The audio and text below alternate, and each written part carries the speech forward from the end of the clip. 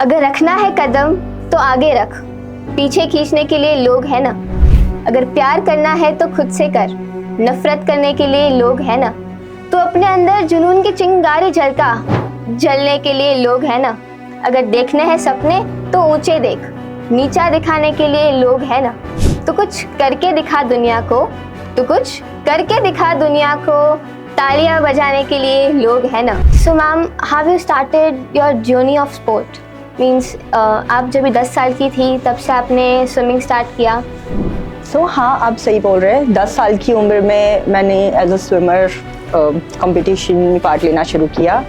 फिर एक स्टेज आया कि मेरा जो फोर्टे था वो था लॉन्ग डिस्टेंस, 800-1500। तो मैम लाइक बहुत सारे मेरे फ्रेंड्स हैं और मैं खुद भी को करिकुलर एक्टिविटीज़ में बहुत ज़्यादा पार्ट लेती हूँ। तो मैम एट अ पॉइंट ऐसा हो जाता है to manage studies and this activities थोड़ा मुश्किल हो जाता है। एंड दैट्स व्हेन मेरे कोच ने बोला कि आप रनिंग शुरू करो to develop your endurance. Okay. I came across a sport called aquathlon, जिसमें स्विमिंग और रनिंग होता है। और जब मेडल सेरेमनी हुआ तब पता चला कि भाई ये सबसे पहला मेडल है पूरे गुजरात टीम की तरफ से। इतने सालों में, मतलब जब से इंडिया में एक्वाथलॉन का कंपटीशन हो रहा है, कोई भी गुजरात से नहीं जीता था। तो मैम एज यू मेंशन्ड कि लाइक कभी कभी होता है ऐसा कि after swimming when you do cycling और रनिंग तो बाकी के आपके कॉम्पिटिटर्स आगे जा रहे हैं। खत्म तब भी होता है जब आप फिनिश लाइन क्रॉस करते हो। तो आखिरी वक्त तक आपके पास चांस है सिनेरियो चेंज करने का। तो जैसे आप मेरी फर्स्ट इवेंट की बात कर रहे हो, पहला तो ये था कि मेरे पास वहाँ खोने के लिए कुछ नहीं था। गोल्ड मेडल और ये इंजरी पूरी एकदम अपोजिट एक्सेस है। तो लाइक कोई आपके साथ जो कंटिन्यूअसली मोटिवेट कर रहा है, who is that person that inspires you? तो अगर आपको लगता है you are ready for such kind of sacrifices तो ही इसको शुरू करो, वरना इसमें गिरो ही मत। तो आपने स्टार्ट किया अपनी स्पोर्ट्स की journey when you were just 10, right? तो 10th 11th 12th या कॉलेज है, ग्रेजुएशन है, तो at that time how did you manage the time of studies and your sports? ये टाइम मैनेजमेंट बहुत ज़्यादा क्रूशियल हो जाता है। ठीक है, एक तो आपका सोशल लाइफ खत्म हो जाता है। आपकी लाइफ में सिर्फ 2 चीज़ें बचती है, स्टडीज़ करो, स्पोर्ट्स करो, और उसके एडिशन में रेस्ट करो।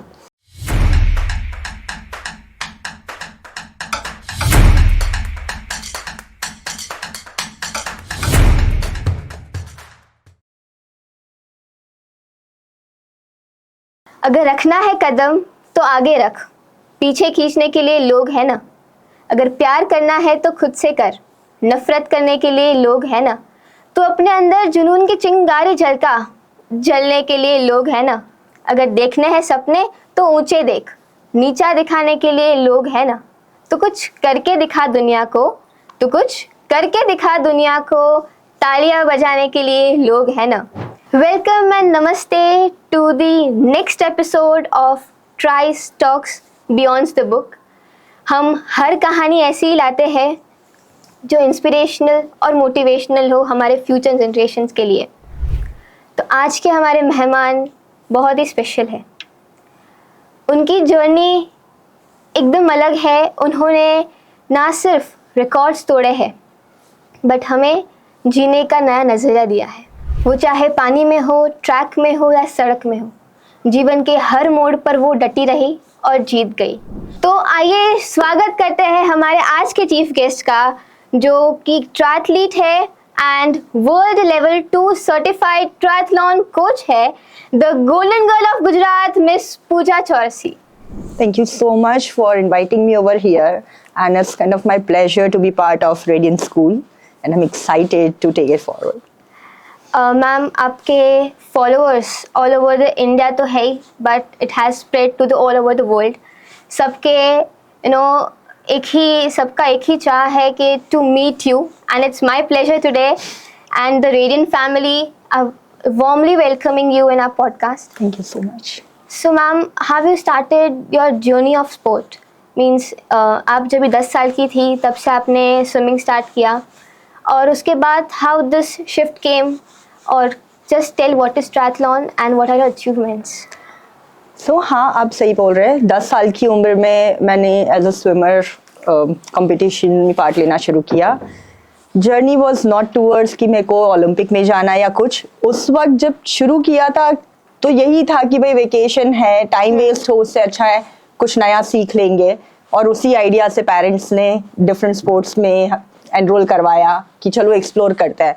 तो स्विमिंग एक्सप्लोर किया, skating, dancing and so many more. उसमें से स्विमिंग वॉज समथिंग कि जहाँ कोच को भी लगा कि I have got some special talent and I can do better. तो उस हिसाब से हमने स्विमिंग को परस्यू किया, participated in my very first event and won gold medal over there. I was the youngest one. अब सबसे छोटी उम्र में आपको गोल्ड मेडल मिल रहा है और ऑलमोस्ट आपके साइज का आपको एक कप मिल रहा है। So that was kind of motivation for me. At the age of 10 आपको ज्यादा कुछ समझ नहीं आता है।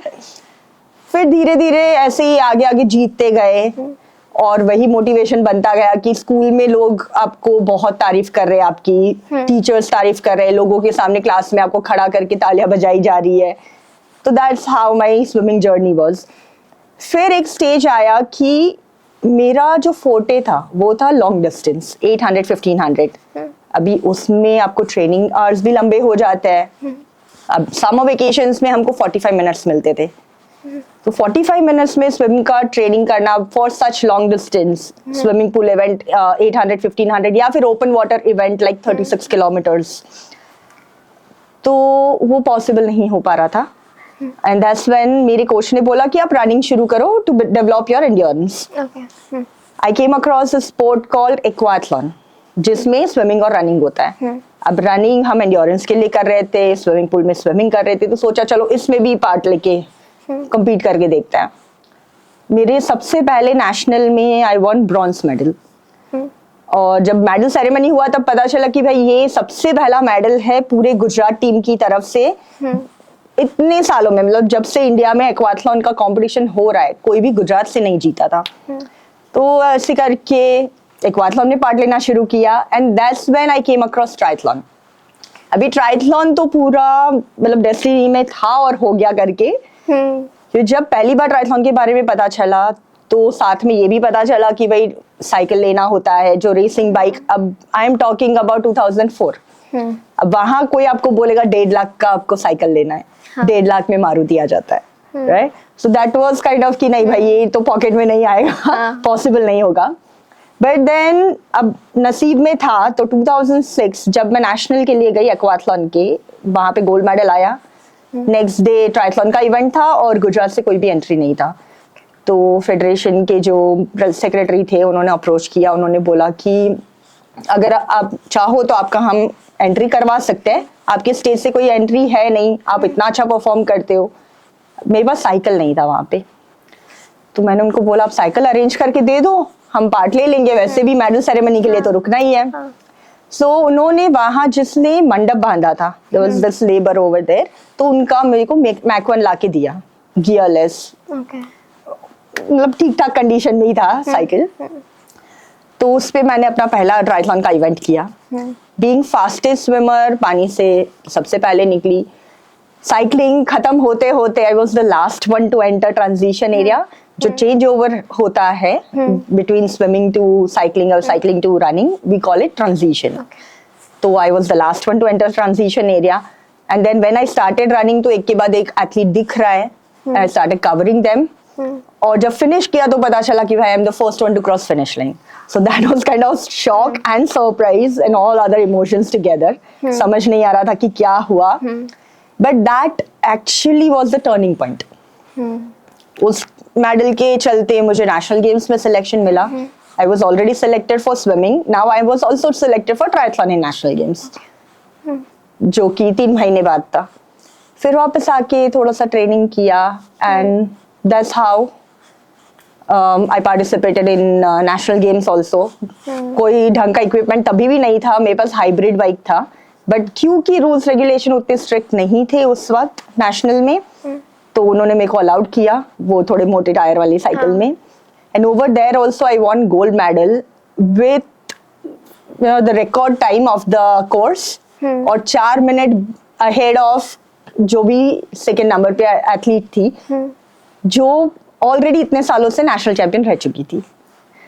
सो उस मेडल के बाद ये एक ऐसा हुआ कि लोगों ने आके मेरे को बोला कि भाई बिना प्रैक्टिस के, बिना सही इक्विपमेंट के, if you can perform this well, you should definitely participate in this sport, इसको परस्यू करना चाहिए। तो उस हिसाब से मैंने भी सोचा कि नहीं सही है। और उस वक्त जो मेरा टाइमिंग था उसमें और प्रीवियस ओलंपिक के टाइमिंग में 20 मिनट का डिफरेंस था। तो नाउ यू कैन अंडरस्टैंड कि अगर बिना कुछ किए आप इतना पास आ सकते हो, तो डेफिनेटली अगर ढंग से ट्रेनिंग करोगे तो you have good chances to appear in Olympics करके। So that's how I switched into triathlon. और दूसरा ये भी है कि उस एक इंसिडेंट से मेरे को ये समझ में आया कि there were other athletes with world class equipment and everything. I was the one not having proper equipment or anything. Still I could win. तो ये समझ में आया कि भाई इंजन तुम हो, राइट? अगर तुमने ढंग से पैडल मारे तो ही तुम्हारा साइकिल जाएगा, फिर फर्क नहीं पड़ता तुम 1.5 लाख के साइकिल पे हो कि 8,000 के साइकिल पे, राइट?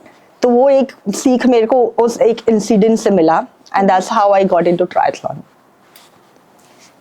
तो मैम एज यू मेंशन्ड कि लाइक कभी कभी होता है ऐसा कि after swimming when you do cycling और रनिंग, तो बाकी के आपके कॉम्पिटिटर्स आगे जा रहे हैं और यू आर लिविंग बिहाइंड, तो उस टाइम पे you know what was that motivation that you are giving to yourself कि भाई आपको जब भी एक पॉइंट ऐसा आता है कि आपको लगता होगा कि अभी यार हार गई मैं, सब लोग आगे जा रहे हैं मुझसे, मैं कैसे कम्पीट कर पाऊंगी, मैं कैसे आगे रह पाऊंगी।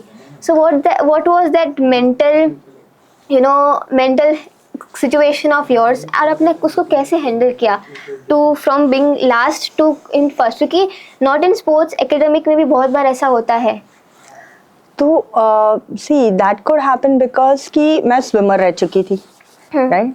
एंड्योरेंस स्विमर, जब आप 36 किलोमीटर सी स्विमिंग में मैंने रिकॉर्ड बनाया हुआ है, नेशनल रिकॉर्ड, राइट? वहां पे जब आप होते हो तो कुछ वक्त के बाद पूरा ट्रांस में होता है, बहुत साइलेंस होता है, आप अपने साथ हो, ठीक है? तो उस वक्त आपको और कुछ नहीं पता होता कि कौन आगे है कौन पीछे है, आप सिर्फ अपने बारे में सोच रहे हो, अपना ही करे जा रहे हो, राइट? तो उसमें मेरे को एक चीज ये सीखने को मिली कि जब तक कि आप फिनिश लाइन क्रॉस नहीं करते ना, ये खत्म नहीं हुआ है, राइट? खत्म तब भी होता है जब आप फिनिश लाइन क्रॉस करते हो।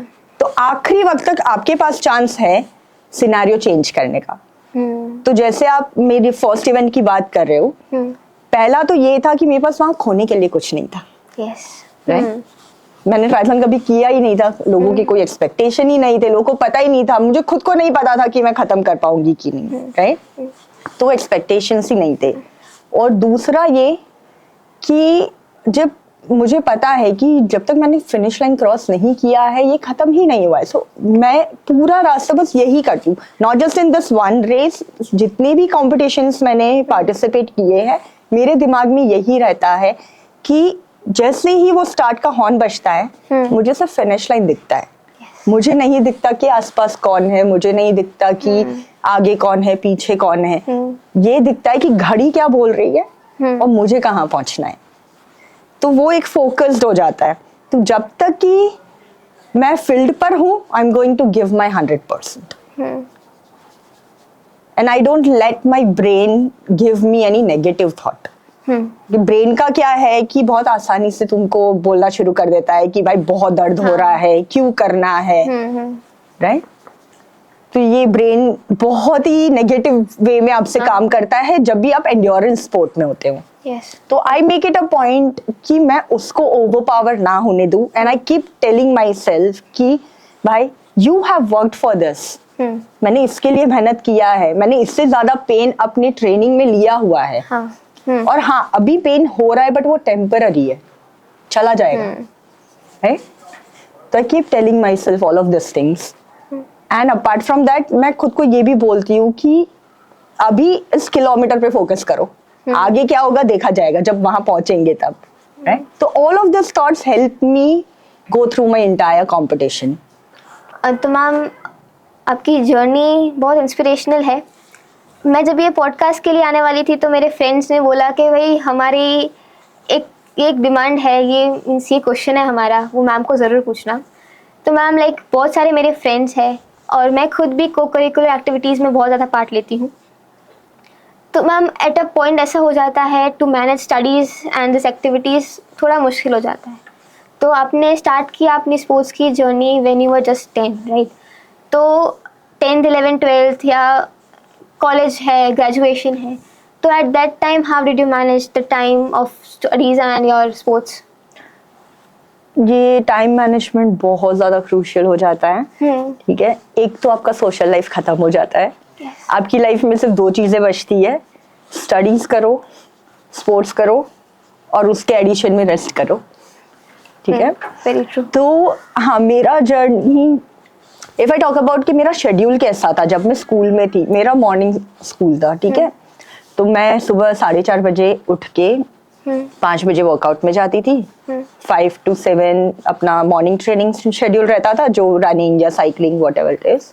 उसके बाद बाई 7:30 में स्कूल जाती थी। फिर वहाँ से 12 बजे तक में छूट के घर आए। फिर आफ्टरनून में मतलब घर आके लंच किया, आधा पौना घंटा ब्रेक लिया। आफ्टरनून में जिम सेशन रहता था, 2:30 बजे के करीब, तो वहाँ जाती थी। वो ख़त्म करने के बाद स्ट्रेंथ कंडीशनिंग का सेशन ख़त्म करने के बाद अगेन मेरे पास आधा घंटा जैसा ब्रेक होता था। उसके बाद स्विमिंग का सेशन रहता था जो कि 3-3.5 घंटे चलता था। तो ये सब खत्म करते करते रात को करीब 8:30-9 के बीच में मैं फ्री होती थी। फिर घर आते आते मेरा ज़्यादातर जो ब्रेकफास्ट है या लंच है या डिनर है वो गाड़ी में ही होता था। जैसे मॉर्निंग में वर्कआउट करते स्कूल में जा रहे हैं तो रास्ते में बैठ के ब्रेकफास्ट कर लिया। फिर स्कूल से घर जा रहे हैं तो उसी वक्त रास्ते में बैठ के ही लंच कर लिया। इनफैक्ट मैं टिफिन में भी रोटी सब्जियां वो लेके जाती थी कि जब ब्रेक है तो रोटी सब्जी खा लिया, फिर जब घर आ रहे तो दाल चावल का बाउल और सैलेड्स ऐसा कुछ खा लिया, वैसे करके। और रात को भी क्योंकि मैं घर आते आते इतनी थक जाती थी कि घर पहुंच के मैं सो जाती थी, कभी कभी रास्ते में सो जाती थी। तो my parents started doing this कि खाना वहीं पे लेके आ जाते थे पूल पे, और वहां से घर आते आते मैं खा लेती थी ताकि घर आके फिर थोड़ा सा ब्रेक लेके I can go back to my bed. तो इस हिसाब से पूरा शेड्यूल रहता था। फिर in addition to that training camps होते हैं, आप ट्रैवल करते हो कॉम्पिटिशन्स के लिए, बैक टू बैक ट्रैवलिंग रहता है। तो इन सब के चलते ऐसा है कि फेस्टिवल्स कभी लिस्ट में आते ही नहीं थे। हाँ, फेस्टिवल्स नहीं, फ्रेंड्स और उनके साथ भी अगर फोन पे बात हो गई या स्कूल कभी गए तो बात हो गई करके, या वो जो बोलते ना कि जैसे लोग स्कूल कॉलेज में मूवीज देखने जाते हैं, आउटिंग में जाते हैं, वो टाइम नहीं होता है हमारे पास। जो सोशल रिलेशंस होते हैं कि भाई से मिल लिया या मामा से मिल लिया, वो भी टाइम नहीं होता है। वो सब आपके शेड्यूल में अगर फिट होता है कभी, अगर मान लो जैसे मेरा फैमिली अहमदाबाद में है तो कभी कंपटीशन अहमदाबाद में हो लिया तो वहाँ उनसे मुलाकात हो गई कि भाई हाँ ठीक है, कजिन से मिल लिया और सब कुछ। फिर अगर कंपटीशन कहीं बाहर है तो फिर वो पॉसिबिलिटी नहीं होता है। तो इस हिसाब से सोशल लाइफ खत्म हो जाता है। And all that you do is focus on what is important for you. दूसरी चीज, क्योंकि बैक टू बैक ट्रैवलिंग रहता है स्पोर्ट्स में, तो आपका स्टडी मिस भी बहुत ज्यादा होता है। मेरा ज्यादातर एजुकेशन ट्रैवलिंग में हुआ है। जैसे अगर ट्रेन ट्रैवल है तो मुझे पता है कि 6 घंटा 8 घंटा 12 घंटा मुझे लगेगा कहीं पहुंचने के लिए, राइट? तो मैं अपने बुक साथ में लेके जाती थी। वो 6 8 12 घंटे में जब लोग कार्ड्स खेल रहे हैं या अंताक्षरी खेल रहे हैं, मैं पढ़ाई करती थी। मेरा 11th 12th भी एज अ साइंस स्टूडेंट गया है, एंड थ्रू आउट मेरा education till I finish my masters it was distinction, right? तो ये सब कुछ पॉसिबल करने के लिए, to balance out your education and your co curriculum activities और योर स्पोर्ट्स, आपको बहुत फोकस्ड रह के जीना पड़ता है और बहुत सारे सेक्रीफाइसेस करने पड़ते हैं। तो अगर आपको लगता है you are ready for such kind of sacrifices तो ही इसको शुरू करो, वरना इसमें गिरो ही मत, क्योंकि आप खुश ही नहीं रह पाओगे अगर आपको थोड़ा सा भी डाउट है उसमें। तो Because when we start, it is long way to go. हाँ, it's a long way to go. Yes, yes. आपको ये नहीं है कि 1 साल में हो गया या 5 साल में हो गया। ये अगर आप शुरू कर रहे हो तो आपका 10 12 15 साल कहाँ चला जाएगा आपको पता नहीं चलेगा। मुझे कभी कभी लगता है कि education is much more easier than sports. मेरी जर्नी के हिसाब से, क्योंकि मैंने अपने एग्जाम्स पास किए हैं within 1 month of study या within let's say 2 months of study, ठीक है। Yes. लेकिन वही मुझे 1 सेकंड इम्प्रूव करने के लिए 1 से 2 साल लग गए। या अच्छा 1 सेकंड इम्प्रूव करना है ताकि मैं गोल्ड पे पहुंच पाऊँ या मैं सिल्वर मेडल पे पहुंच पाऊँ, तो उसके लिए मुझे वही चीज मैं 2 साल तक रिपीटेटिवली कर रही हूँ, तब जाके मुझे वो रिजल्ट मिलता है, राइट। तो मुझे पर्सनली ऐसा लगता है कि education is like comparatively easier for me as compare to sports. Like आपने बहुत सारी injuries have pass through it, और गोल्ड मेडल और ये इंजरी पूरी एकदम अपोजिट एक्सेस है। तो लाइक कोई आपके साथ जो कंटिन्यूसली मोटिवेट कर रहा है, who is that person that inspires you, और हमेशा मीन्स हमेशा आपका मोमेंटम वो इनबिल्ट रख रहा है कि whether it is like injury कि नो वरीज हो जाएगा, कर लेगी तू, और whether it is a gold medal कि नहीं अभी और जीतना है, we have to make our India proud at the level best. तो कौन था वो इंसान that inspired the golden girl of Gujarat? हाँ, so it's not just about injury या गोल्ड मेडल, कई बार पॉलिटिक्स भी बहुत ज़्यादा होता है स्पोर्ट्स में, ठीक है। तो मेरे लिए मेरा सपोर्ट सिस्टम मेरा फैमिली रहा है, स्पेशली माई यंगर ब्रदर। जैसे मैं आपको एक इंसिडेंट बताती हूँ। मैंने आपको अपने फर्स्ट नेशनल गेम्स इवेंट के बारे में बताया, ट्रायथलॉन का। मैं जब वहाँ पहुंची, लोगों ने देखा कि अच्छा मेरा physique was like a swimmer, एकदम पतला सा स्केलेटल बॉडी काइंड ऑफ, ठीक है। ट्रायथलीट का स्ट्रक्चर थोड़ा सा डिफरेंट होता है, ना प्रॉपर इक्विपमेंट है, कुछ नहीं है। तो वहाँ जो दूसरे एथलीट थे ना, वो मजाक उड़ा रहे थे कि ये एक तो सबसे छोटी बच्ची है पूरे फील्ड में, आई वाज द यंगेस्ट वन, ना ढंग का कोई इक्विपमेंट है, कॉस्ट्यूम तक ढंग का नहीं है, वो स्विमिंग कॉस्ट्यूम पहन के ट्रायथलॉन खेल रही है, राइट। तो लोग हंस रहे थे, मजाक उड़ा रहे थे। उस दिन मैं घर जब वापस पहुंची, मैंने अपनी मम्मी को फोन करके बोला कि भाई मुझे पार्ट नहीं लेना है।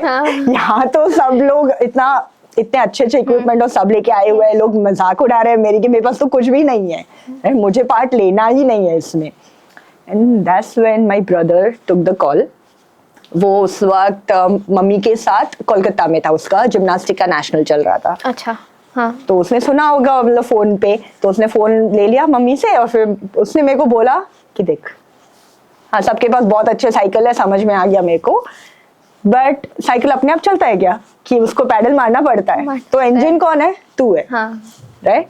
तो अगर तू इंजन है, तू जितना पैडल मारेगी उतना ही जाएगी, तो उस पे फोकस करना। और तेरे पास खोने के लिए क्या है? चल नहीं आया मेडल, नहीं हुआ परफॉर्मेंस, तो क्या चला जाएगा हमारा? एक इवेंट ही तो है, नेक्स्ट टाइम ज्यादा मेहनत करके जाएंगे, राइट। तो ये चीज उसने मेरे को बोला, जो कि मेरे दिमाग में घुस गया कि नहीं बात तो सही है, कि जब पैडल मारेंगे तो ही वो आगे जाएगा, फिर वर्ल्ड क्लास इक्विपमेंट लाके दे दो। और that thing helped me. Next day I won gold medal और सब कुछ।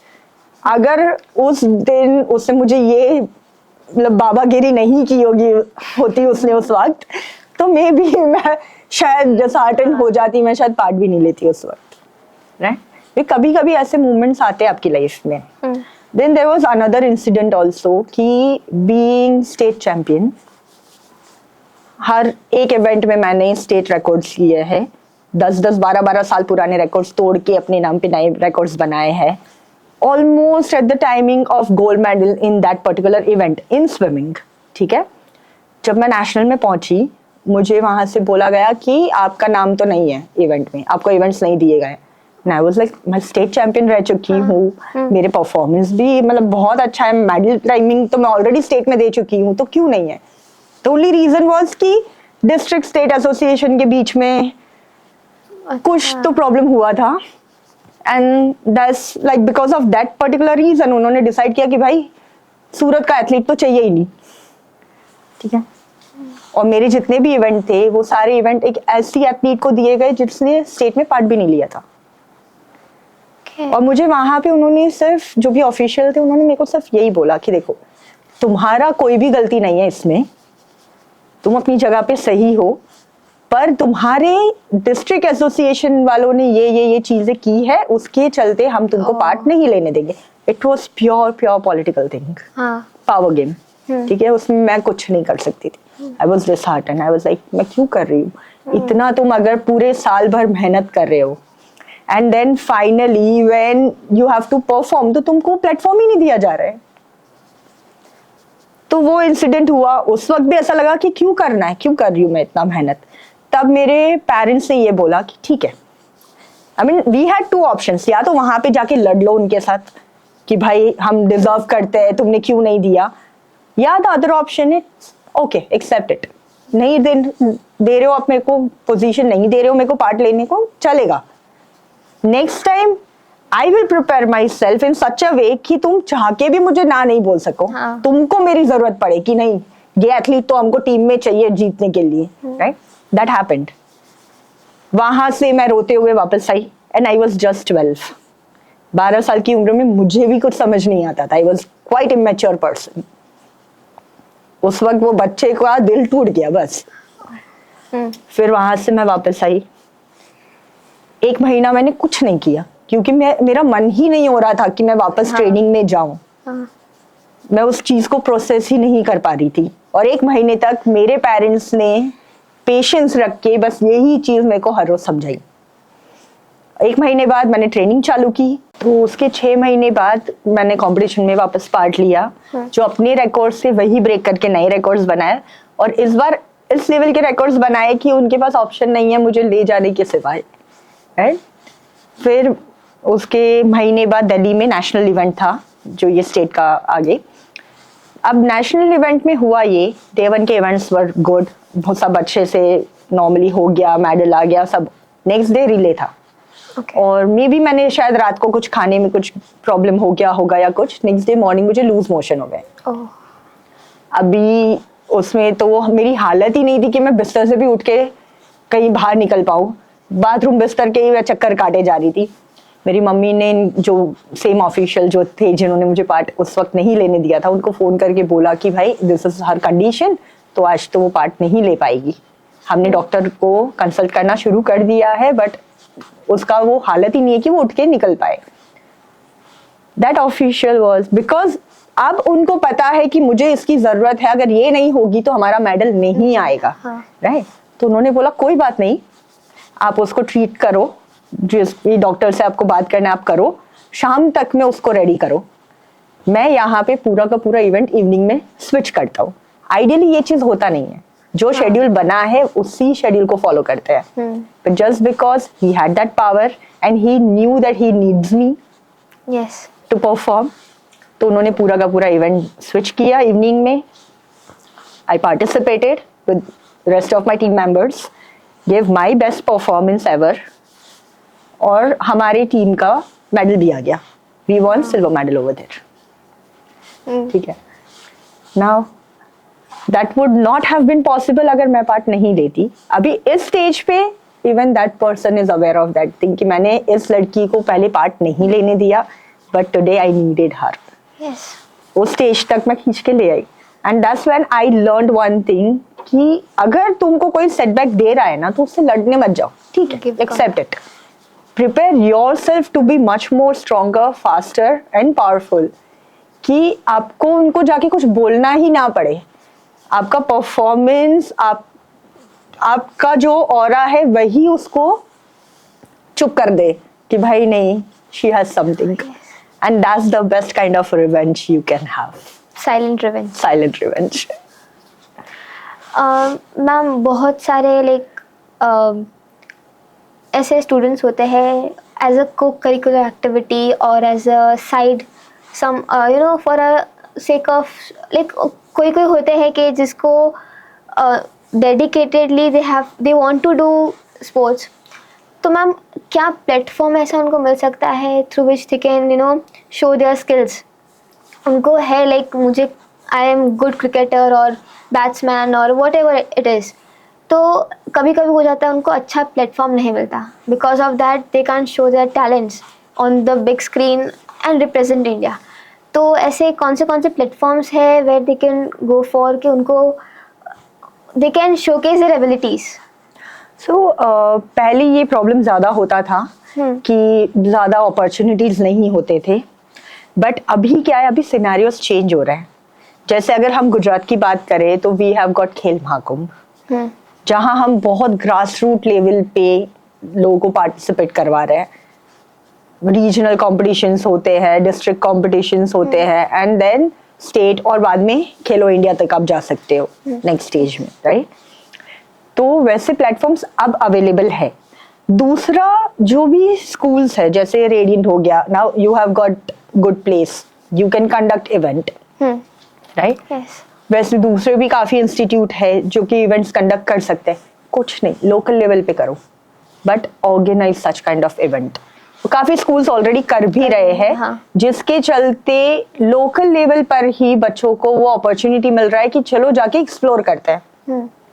ठीक है, एक बार दो बार एक्सप्लोर करेंगे, शायद इच्छा जग गई कि नहीं मजा आ रहा है इसमें तो अच्छा परफॉर्म कर रहे हैं, then you can go for a training class.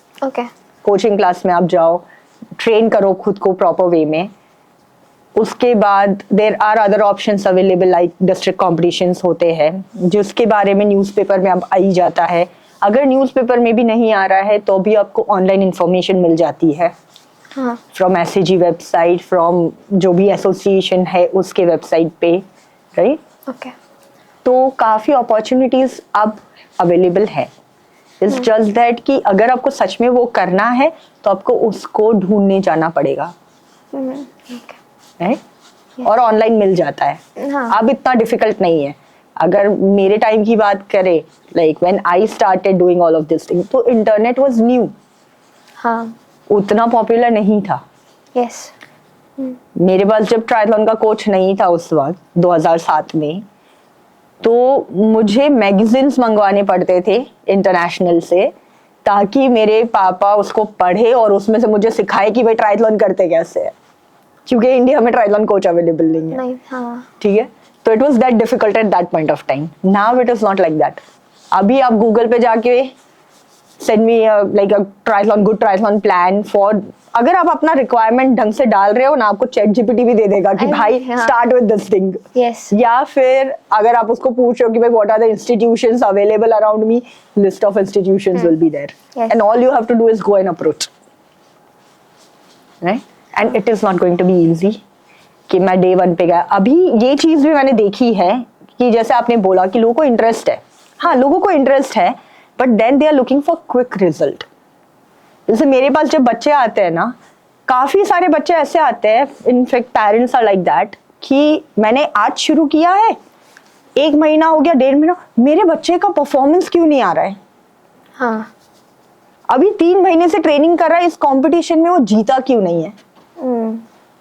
पूरा मतलब लाइफ निकल जाते हैं, डेकेड्स निकल जाते हैं खुद को डेवलप करने के लिए, जीतने के लिए, एक स्टेज तक पहुंचने के लिए। अगर ये इतना इजी होता तो नहीं लगता है कि हर दूसरा बच्चा ओलंपियन होता, right? तो it's not just about hard work, it's not just about dedication, it's also about patience. उतना पेशेंस साथ में लेके चलना पड़ता है। You are going to fail 99 times and you will only win once. अगर ये पेशेंस है तुम्हारे पास तो ही तुम यहाँ पे कुछ कर सकते हो। No, it is very beautifully said कि अगर लाइफ में कुछ सही नहीं हो रहा है तो just wait, because end of the any thrill movie, any movie, it's always good. So your life is like a movie. अगर कुछ सही नहीं चल रहा है, just wait, have patience, end is going always and always going to be great. कितने सारे examples है, you are the role model. आपने एक अपने पॉडकास्ट में मेंशन किया था कि social media can change a triathlon and any athlete, और इट कुड कोई एक मॉडिफिकेशन, कोई को कुछ भी करना हो तो दे कैन यूज दिस। तो लाइक आप अभी you are targeting to have triathlon in Olympics, right? तो आप क्या स्टेप्स ले रहे हो सोशल मीडिया को यूज़ करते हुए to make our India proud and by securing rank in triathlon? So, मैंने ये कहा था कि अगर आप सोशल मीडिया को सही तरह से यूज कर रहे हो, तो ये आपको बहुत ज्यादा हेल्पफुल हो सकता है, आपके लिए बहुत सारे रास्ते खोल सकता है। ठीक है, जैसे मैं अभी रील्स बनाती हूँ इंस्टाग्राम में, educational reels, pure educational reels की भाई अच्छा अगर आपको ट्रायथलॉन शुरू करना है तो what are the equipments you need.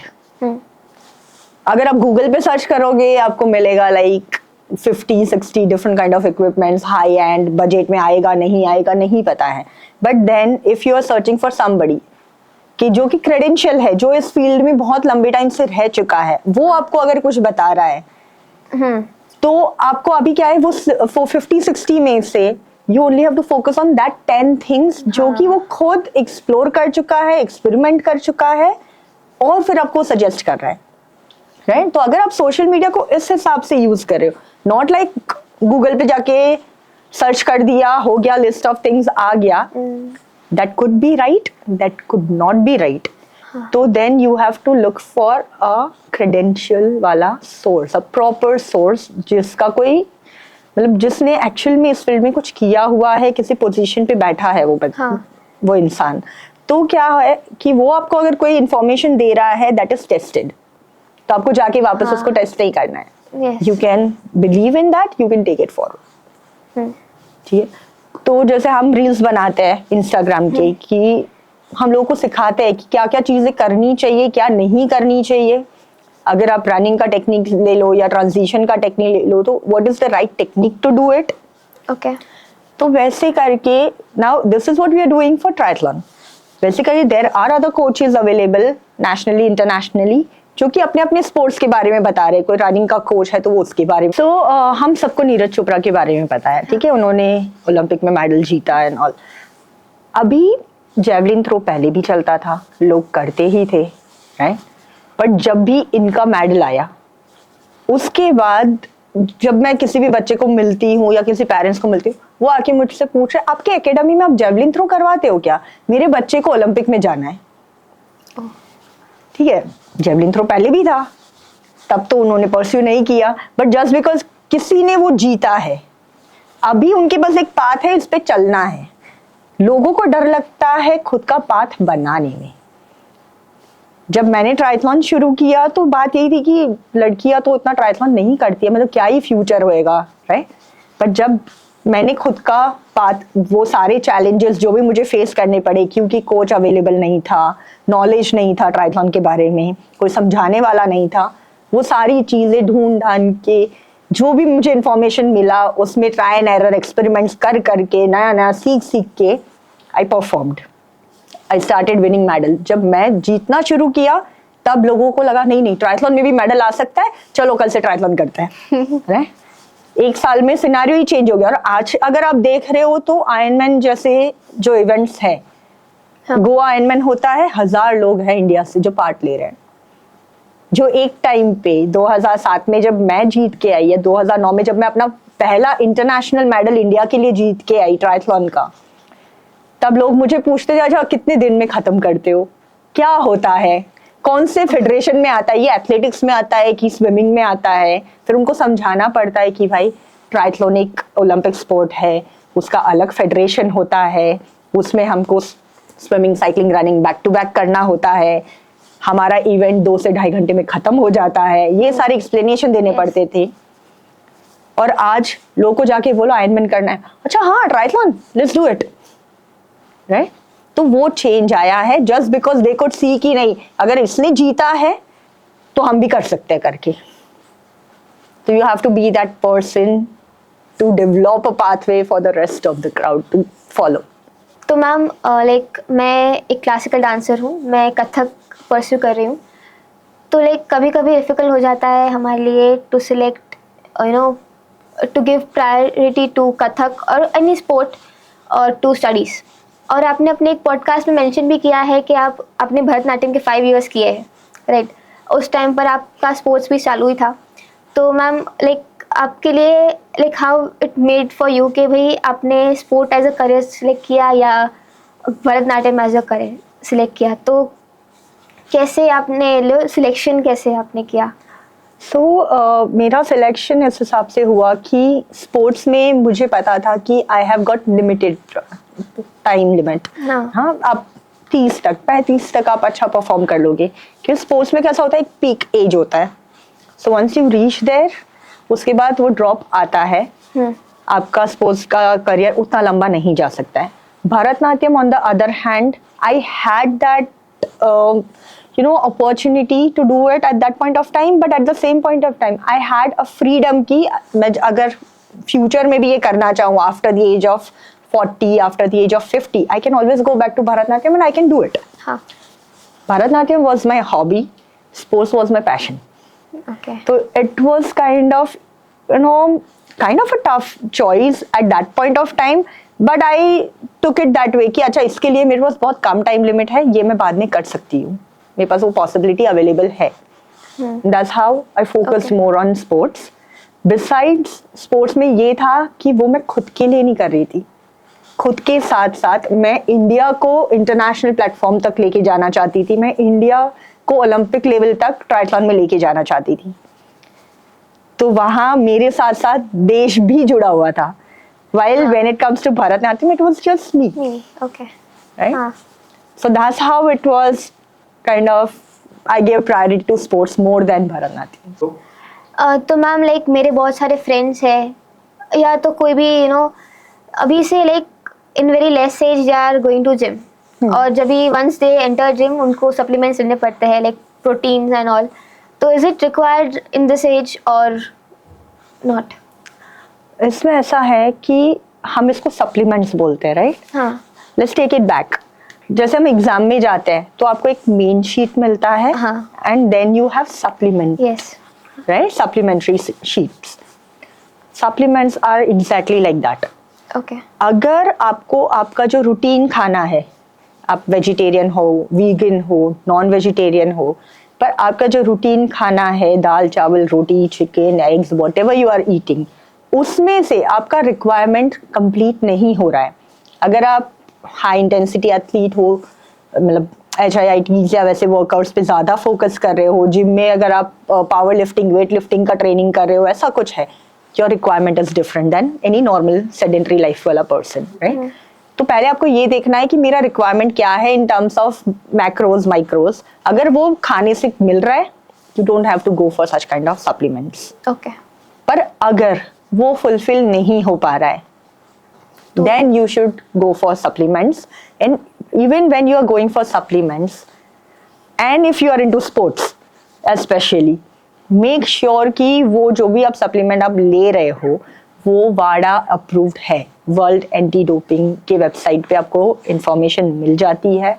तो go there, just you have to type the name of that supplement या जो भी केमिकल्स उसके अंदर है, और आपको पता चल जाएगा कि वो अलाउड है कि नहीं है. अगर अलाउड है, परमिसिबल है, प्रोहिबिटेड लिस्ट में नहीं आते हैं, तो ही उसको लो.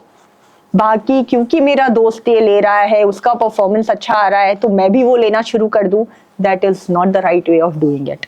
लोग ऐसा करते हैं और उसी के चलते, जैसे रिसेंटली नेशनल गेम्स वो हुए, बहुत सारे एथलीट्स एंटी डोपिंग में पॉजिटिव आए, right? And majority of them were having this reason कि भाई मेरा दोस्त ले रहा था तो मैंने ले लिया.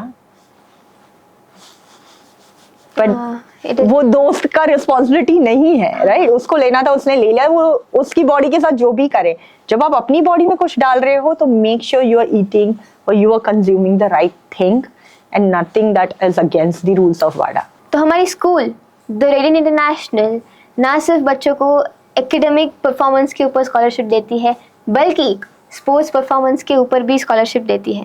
जैसे हमारे स्कूल के बहुत सारे बच्चों ने हमारी स्कूल का नाम और पूरे गुजरात का नाम नेशनल लेवल और इंटरनेशनल लेवल पे रोशन किया है. For example Parthi Tailor, Priyanshu Tailor, Tasha Modi, Yashvi Kava and Krishiv Patel, they have got 100% scholarship for their entire academic life ahead. तो मैम ऐसे कौन से और इंस्टीट्यूट्स है जिसमें स्पोर्ट्स कोटा के ऊपर उनको एडमिशन मिलता है, उनके भले एकेडमिक परफॉर्मेंस में रैंक इधर से थोड़ा अप डाउन हो, बट उनको एज अ स्पोर्ट्स कोटा में उनको रैंक मिलता है? जैसे गवर्नमेंट के कुछ स्कीम्स अवेलेबल है जहाँ पे स्पोर्ट्स कोटा में आपको कॉलेज में भी और फिर आगे चल के आपको जॉब के लिए भी चांसेस मिलते हैं, अपॉर्चुनिटीज मिलती है. आपके अचीवमेंट के बेस पे आपको कौन सा कैटेगरी का जॉब मिलेगा या कौन सा कैटेगरी का आपको कोर्स मिलेगा, वो उसमें डिपेंड करता है। अपार्ट फ्रॉम गवर्नमेंट स्कीम्स, जो जैसे आपका स्कूल का एक पर्सनलाइज वो हो गया, वैसे काफी इंस्टीट्यूशन है, जैसे ऑरो यूनिवर्सिटी हो गया, ठीक है। ऑरो यूनिवर्सिटी में भी they give 100% scholarship if you are representing your country nationally या इंटरनेशनली, ठीक है। तो आपको ऑरो में भी जो भी उनके पास 5-6 कोर्सेज अवेलेबल है, उसमें 100% स्कॉलरशिप मिलता है। फिर साउथ गुजरात यूनिवर्सिटी है, उसमें भी कुछ कोर्सेज में स्पोर्ट्स कोटा है। भले सीट्स शायद 3 या 4 रहेगी या 5 रहेगी, बट ऑप्शंस अवेलेबल है। ओके। तो आपको ये नहीं है कि आप स्पोर्ट्स कर रहे हो तो आप एजुकेशन में आप पीछे रह जाओगे।